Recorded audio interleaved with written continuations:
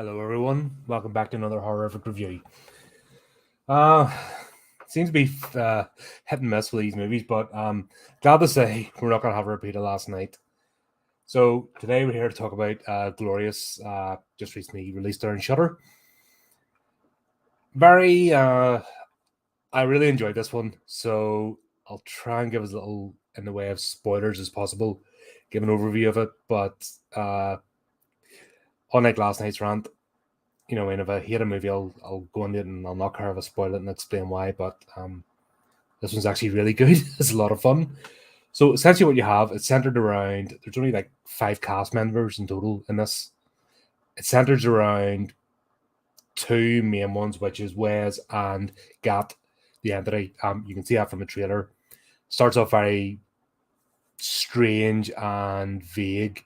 We see Wes pulling into like a park stop, having a sort of mental breakdown. Basically starts randomly partying in a car park. He looks as if he's packed up his car, that he's living out of it. So it's all very surreal. We don't get any explanation. This is where he starts off. He then goes into a bathroom and encounters Gat, but you feel like Gat. Apparently, that's the way you pronounce it in the alien term. It was a bit wacky. I actually thought it was Peter Cullen playing the voice of Gat, but it turns out it's J.K. Simmons, so that's equally as good. So you've actually got a really good, fun actor here playing this Gat entity. And basically, the whole movie is around the interaction between Wes and Gat, locked in a bathroom, and trying to avert the apocalypse. The movie's just mental. It's just a lot of fun. The guy who plays Wes, Ryan Quanten, I think it is, he really plays a good character here because this is very stripped down, minimalistic. There's a bit of sci-fi and special effects, but you can't rely on it for this sort of movie because it's effectively one bloke in a room by himself talking to another voice. So there's not even like the visual to act off. And this guy has to carry this entire movie. And he does a really good job of it. This is where storytelling and script turns out to be so important when it comes to making movies. You can get away with anything if you have a good storyline and a good script and a good hook. There's a few hints along the way as to what's going on with Wes's character. I don't want to spoil it, but he keeps saying the same phrase over and over again.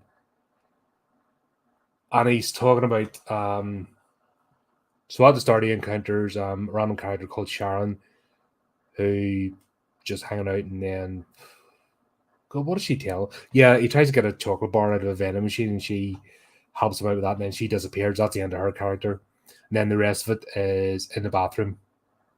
And it centers around him and regrets about his girlfriend. I think it's his girlfriend.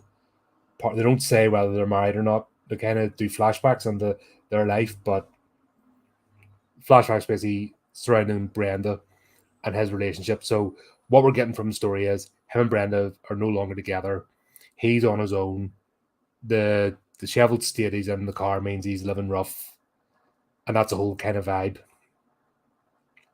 How they managed to make this into a compelling movie, because as you're watching it and it's really good. You're not bored, which you think somebody just in a room talking and having a meltdown, it's okay for 10 minutes or so. You think you're gonna like lose it, but no, this is good. The whole storyline is really fun. I'm trying not to spoil it because you need to watch this movie.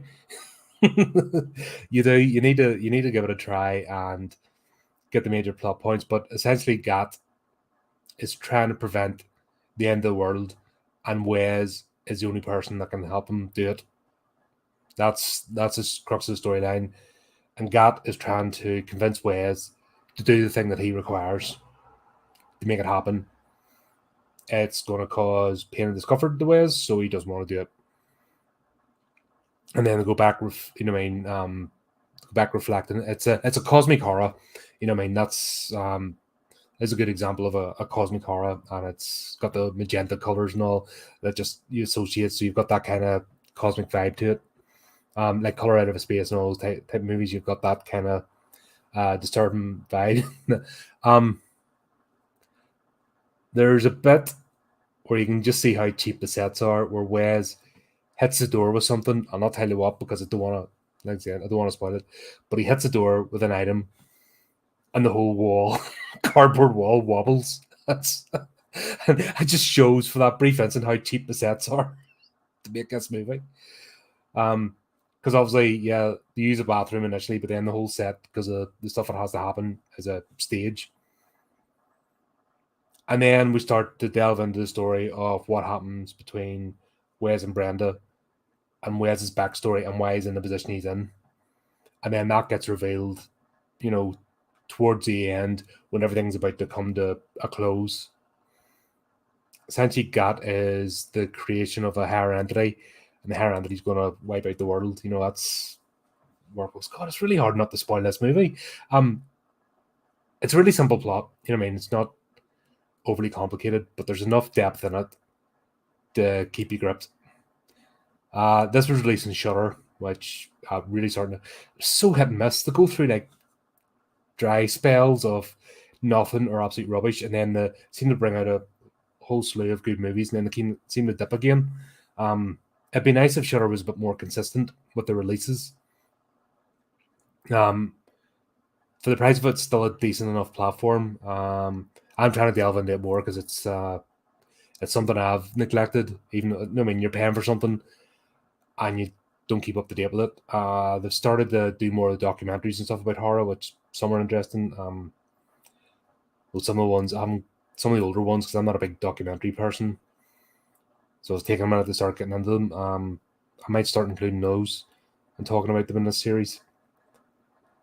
But there you go. I don't think I can really talk much more about it without spoiling the movie. I highly advise you check this out. It's a fun movie. It doesn't take itself too serious, but it's got horror undertone. It's a horror movie. There's no doubts about that. And then where it all comes together and gets revealed, and the whole reason behind everything and the ending works, and it's brilliant, and it leaves you kind of a wee bit ambiguous about what's going on. It's one of those type. Yeah, I think we'll leave it there. I'm not going. I don't want to. Like I said, if I hated the movie and I wanted to tear it apart, I'd be here for ages. But I don't. I want you to go see this one. It's well worth it. Check it out. You will have a laugh and enjoy it. And it's really the fact of being able to make a really compelling story with so little. Fantastic. So there you go, folks. Make sure you like, subscribe, and share all that good stuff. Keep up to date with us, and I'll try and be back soon with another one. So until next time, keep it creepy, keep it horrific.